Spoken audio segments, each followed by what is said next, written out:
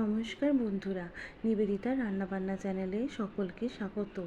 একটি ভিন্ন স্বাদের একটা নিরামিষ এঁচোড়ের রেসিপি তোমাদেরকে করে দেখাচ্ছি। তার জন্য এঁচোড়গুলিকে আমি নুন হলুদ জলে 80% সেদ্ধ করে নিয়েছি। এরপরে আমি এই এঁচোড়ের জন্য একটি বড় আলু এরকম ডোমো ডোমো সাইজে কেটে নিয়েছি। আমি এখানে একটা আলু ইউজ করেছি, তোমরা চাইলে দুটো ব্যবহার করতে পারো। খুব সামান্য উপকরণে এই রান্নাটি হয়ে থাকে। তার জন্য দেখো, আমি এই যে টমেটো, আদা আর কাঁচা লঙ্কাটাকে বেটে নেব। কড়াইতে সামান্য তেল দিয়ে আমি এঁচোড়গুলিকে হালকা মতো ভেজে নিচ্ছি। এঁচোড়গুলো হালকা হাতে ভাজলে পরে কি হয়, মশলা কষানোর সময় এঁচোড়গুলি ভেঙে যায় না। খুব সাধারণ উপকরণ দিয়ে এই নিরামিষ এঁচোড়ের রেসিপিটি রান্না হয়ে থাকে। তোমরা বাড়িতে অবশ্যই বানিয়ে দেখো, আশা করি তোমাদের ভালো লাগবে। এই রান্নাটি আসলে আমার মা বানায়। আমার মায়ের হাতের এই রান্নাটি খেতে আমার ভীষণ ভালো লাগে। যে কোনো নিরামিষ দিনে তোমরা এটা খুব সহজে বানিয়ে নিতে পারো। আচ্ছা, এই রেসিপির জন্য দুধের প্রয়োজন। রুম টেম্পারেচারে রাখা আমি এখানে 2.5 কাপ মতন দুধ রেখেছি। পুরো রান্নাটা দুধেই হবে। আমি সামান্য একটু জল ব্যবহার করব, তোমাদেরকে সেটা দেখাচ্ছি। দেখো, আমি আলুগুলো ভেজে নেওয়ার পরে কড়াইতে ফোড়ন দিলাম।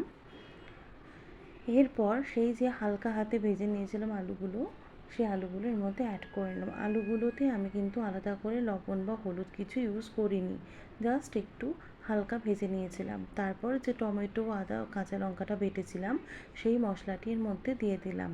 ঝাল তোমরা তোমাদের স্বাদ মতন দেবে। যেহেতু এটা নিরামিষ রেসিপি, এই রান্নায় বেশি ঝাল ইউজ করা যায় না। এরপর একটি পেস্ট বানিয়ে নিয়েছি।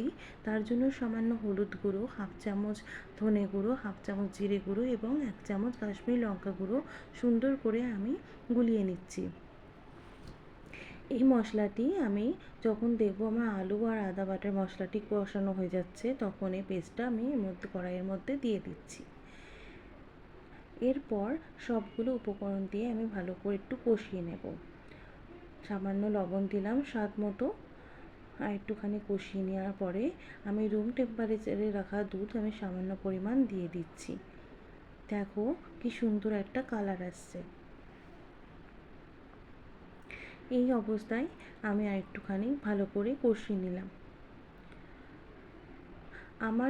আমার এই চ্যানেলে আমি খুব ঘরোয়া রান্নাগুলি সহজে দেখাই, খুব সহজভাবে দেখিয়ে থাকি। তোমাদের যদি আমার চ্যানেলের রান্না ভালো লেগে থাকে তাহলে লাইক, ফলো এবং সাবস্ক্রাইব করে আমার পাশে থেকো।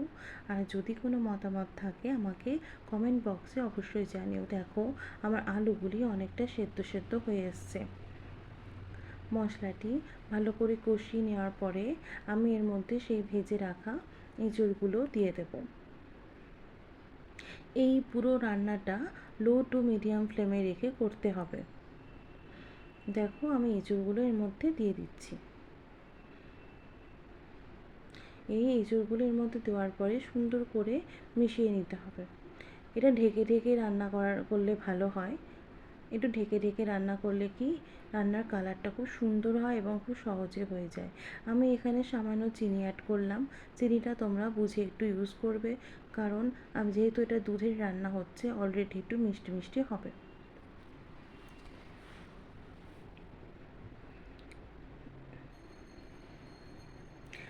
এঁচোড়ের এই রান্নাটা খুব সহজ এবং তোমরা যে কোনো সময় মানে রুটি দিয়েও চাইলে খেতে পারো, আবার ভাত দিয়েও খেতে পারো।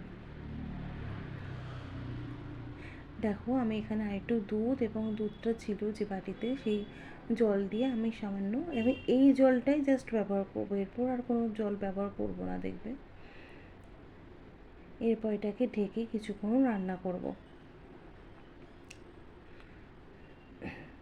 ঢাকনা খুলে দেখো, এরকমভাবে যখন ঝোলটা ফুটে উঠেছে, একটু হালকা হাতে নাড়াচাড়া করতে হবে, এঁচোড়গুলো যেন ভেঙে না যায়। এঁচোড়গুলো ভেঙে গেলে দেখতে ভালো লাগে না। আমার এঁচোড়ের এই রান্নাটি অনেকটা হয়ে এসছে। এখন আমি এখানে গরম মশলা দিলাম। গরম মশলা দেওয়ার পরে এটাকে আরেকটু ভালো করে মিশিয়ে নেব।